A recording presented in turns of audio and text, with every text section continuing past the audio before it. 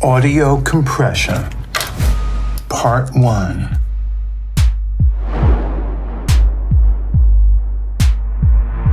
Volume. A compressor can be thought of as an automatic volume control. You can imagine a little man is inside the compressor, and this little man is grabbing onto a fader with the little man's hand. So when this little man hears the input signal get louder than a threshold value set in decibels, this little man will lower the volume, and then if the signal gets quieter than this threshold, this little man will allow the volume fader to raise and get back to where it was. The time it takes for the major lowering of the volume is called the attack time.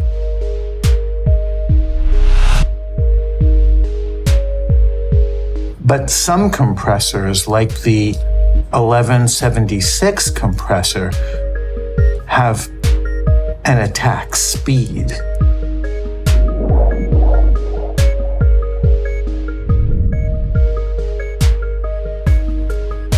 The time it takes for most of the release to occur, where the little man will allow the volume to go back up, that's called the release time.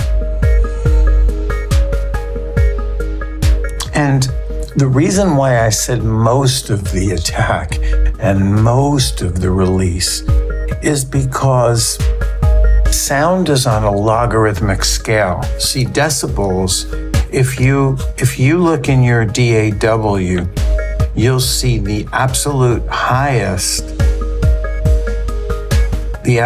highest volume is 0 decibels, 0 dBs. That's the highest. And this is because it's on a logarithmic scale.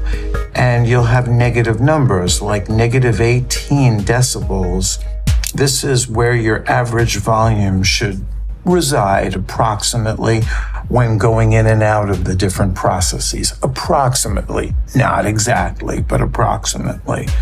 So sound is measured on a logarithmic scale, and if you're thinking linearly about attack time and release time, you're not getting the whole picture, but that is a separate video because it will deal with a logarithmic scale, which would take some time to set up.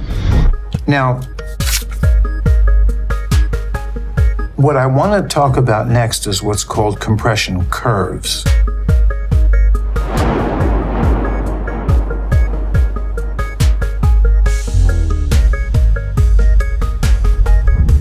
And so the first curve we're going to look at is called hard knee. Hard knee compression curves.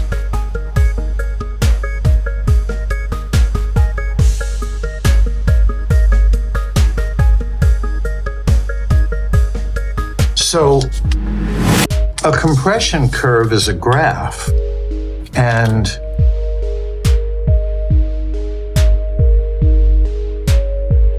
the x-axis is going to be the input level, and this might as well be in decibels. And this y-axis, or this vertical axis, is going to be the output level.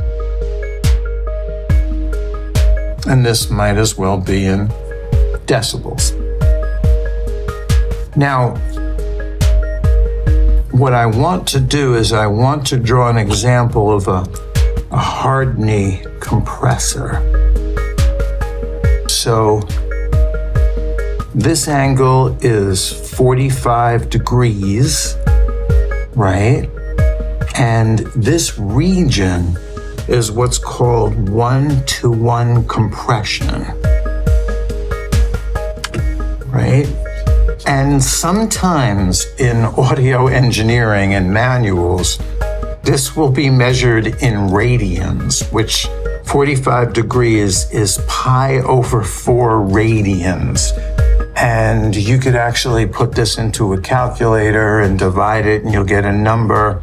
And sometimes you'll see this. I've seen this before. So, it's unfortunate, but, you never know. Now, I'm drawing a hard knee compressor in its most theoretical sense. So this part is 1-to-1.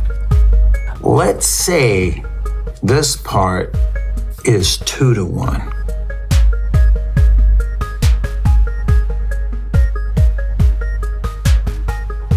Now I'm drawing this by eye, so it's not exactly, but my 45-degree line looks pretty good.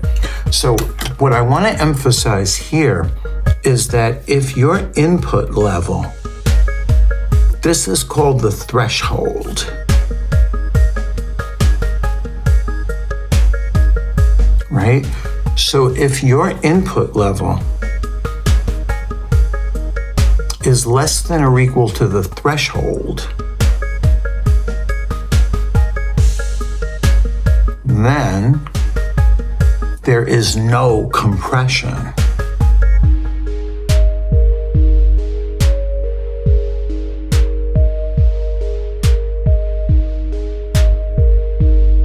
However many decibels you put in to this is what you get out. So if you're less than or equal to the threshold, let's say here, right?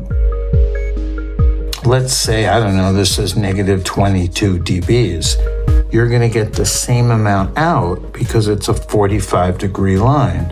So we could call this, if you want to give it a symbolic value, we could, if you want, just call this x sub 0, and x sub 0 will come out.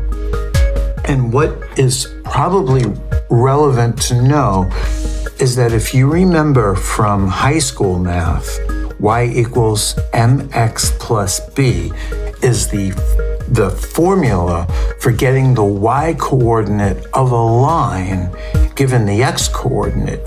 In this case, x is your input and y is your output. So this is called the slope of the line. And this b is your y-intercept. So we have two lines here. I'm going to call this first line L1, not to be confused with the L1 limiter. It has nothing to do with it.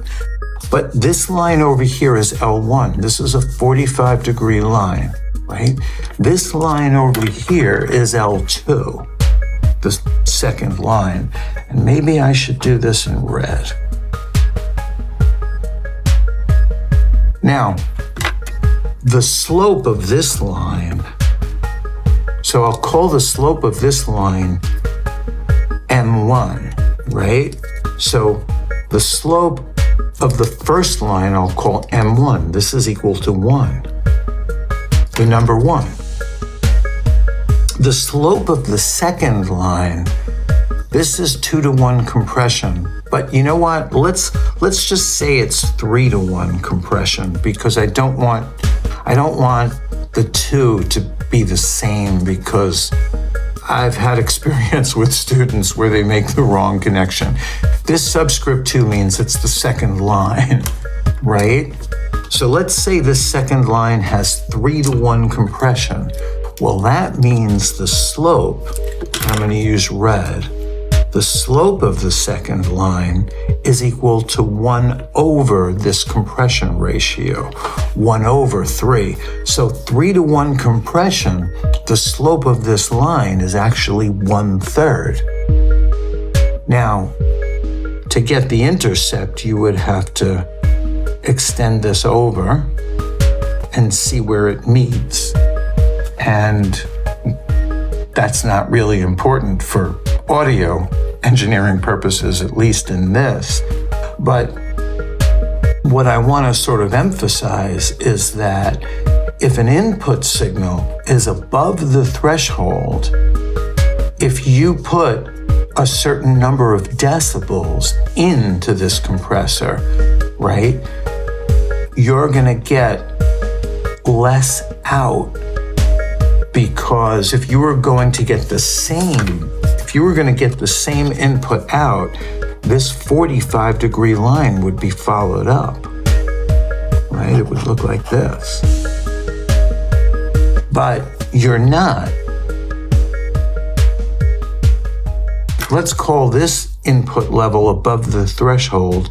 Let's pick an area here, and let me use red. Let's call this X, and let's call this T for above the threshold, right? You follow this thing up because this line is not a 45-degree line. Now, what you're going to get in the output is this.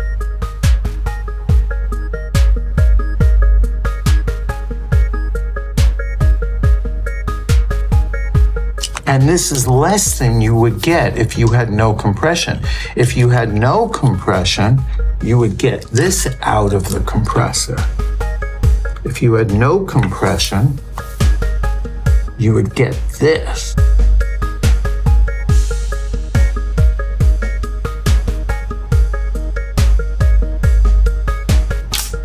No compression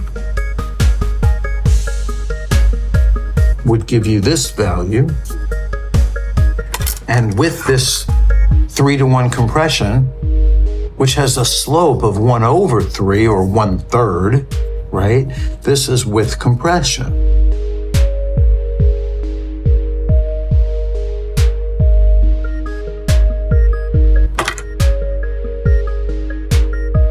So what happens is, if you're below the threshold, you get out of the compressor exactly what you put in. But if your input signal is above the threshold, you're going to get out less than you put in, because this is lower in height, which is the y-axis measures height, but it also measures output.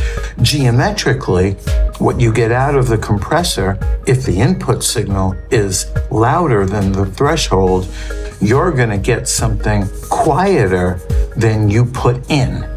And this is compression with nothing more than your high school math with the slope of the line. This is a hard knee compressor, and the reason why it's hard is because at this point, this line turns into another line, and that's why it's called a hard knee. But I want to show you what a soft knee compressor looks like.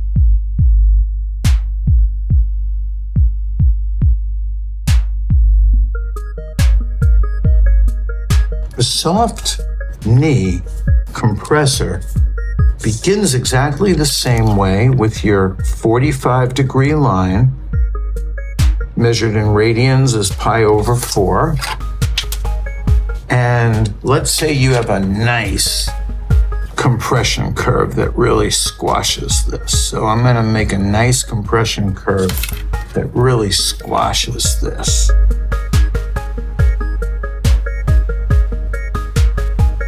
So it's not horizontal, but it's really close. This is what the knee looks like. It's this area here. If you were to zoom in on this, you'd see this as what we call nonlinear.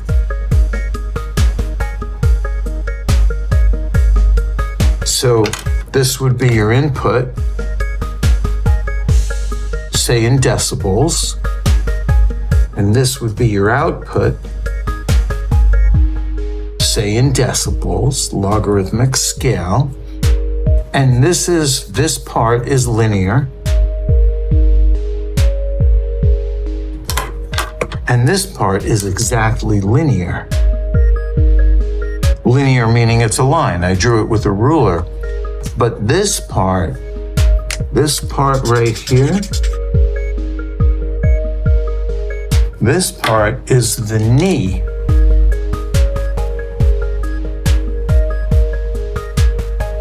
And this part is nonlinear. Because it's not the shortest distance between this point here, the 45-degree line, and this point here means the slope is equal to 1 divided by 12. Right? This is almost horizontal, but it isn't. Now, if the slope was 0, this would be horizontal. This would mean no matter what you put in, you get the same amount out. And in fact, if the slope of this line is equal to 0, you have this thing called a limiter. In fact, you have this thing called a brick wall limiter, which means no matter what your input is, you get the same exact output. But you could see this is increasing just a little bit. So this isn't a limiter, but it's still, this is squashing the hell out of it. This is a big ratio, you know? But if we were to zoom in on this part here, if we were to zoom in on it, right, it would look like this. Non-linear, right? And that's the knee. And a lot happens at the knee. So a soft knee compressor, it's very different than a hard knee compressor. This is a soft knee compressor. We're squashing the hell out of it because this is almost horizontal, but it's not horizontal. If it's exactly horizontal,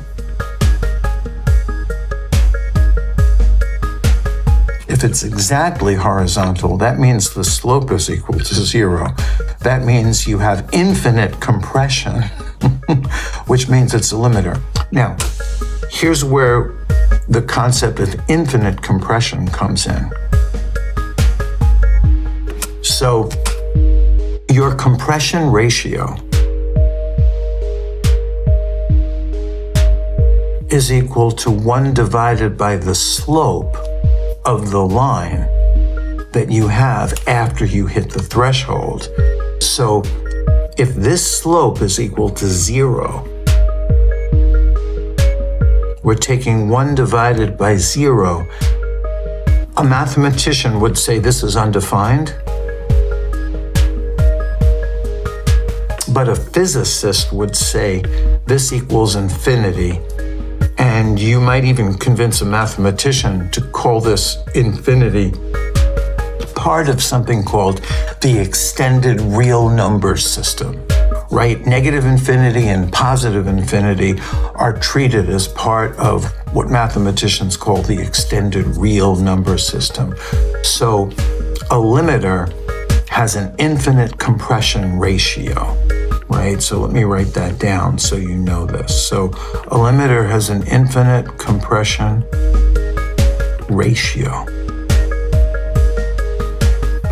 Right? So a horizontal line has a slope of 0, but the compression ratio is the reciprocal of the slope, 1 divided by 0. 1 divided by 0 is either considered to be undefined or it's considered to be infinite, depending on how you measure it.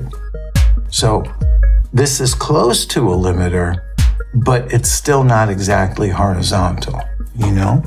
So this is the part 1 of this just deals with volume, right? But the thing about compression is way more than volume. There's a second part to this. And that second part is the volume, which is based on your attack,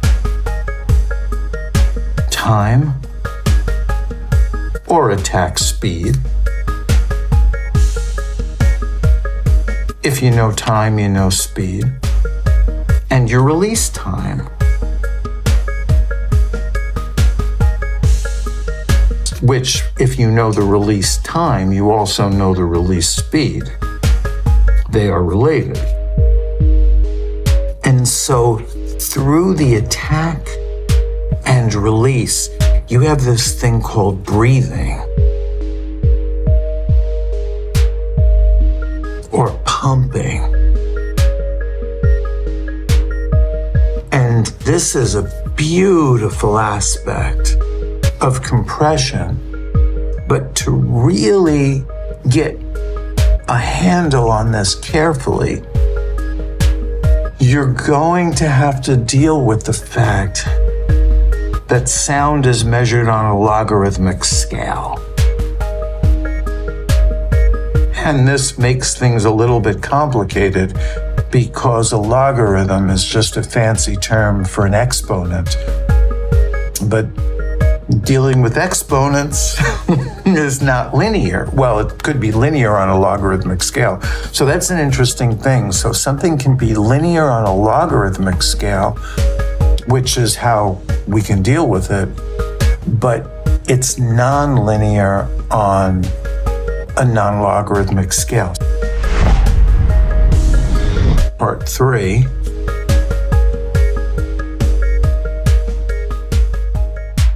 This third part of compression is called coloration.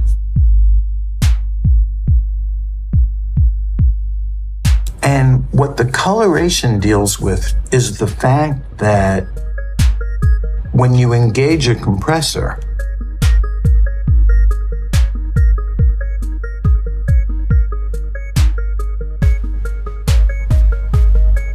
one, the EQ curve changes.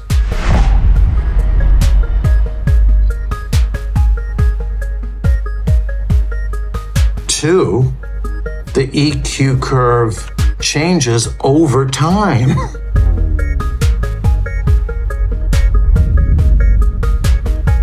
Three, the harmonic content.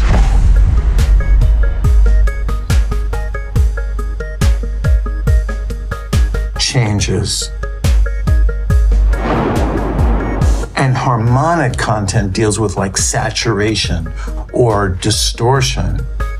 And 4, this harmonic content changes over time. So this coloration idea of the compressor, this is a very complicated idea because not only does the EQ curve change, and not only does the harmonic content change, but these changes occur over time with the attack and the release and the logarithmic scale of sound and the linear part of the response of the compressor before the threshold and the nonlinear part of the compression response in the knee of the compressor and the linear part of the response after the knee or after the threshold. And then there's also the idea that what I just drew on the paper is very theoretical. And in practice, you have the effect of transformers, and you have the effect of tubes, and you have beautiful companies like Waves making emulations of this. And so many changes happen. Transients change, harmonic content change, EQ curves change. This change happens over time. Compression is such an incredibly sonically sophisticated, nuanced element in the mixing process that I can only touch the tip of the iceberg. But this video is the tip of the compression iceberg. And with that, this is Guthrie Jenkins. Out.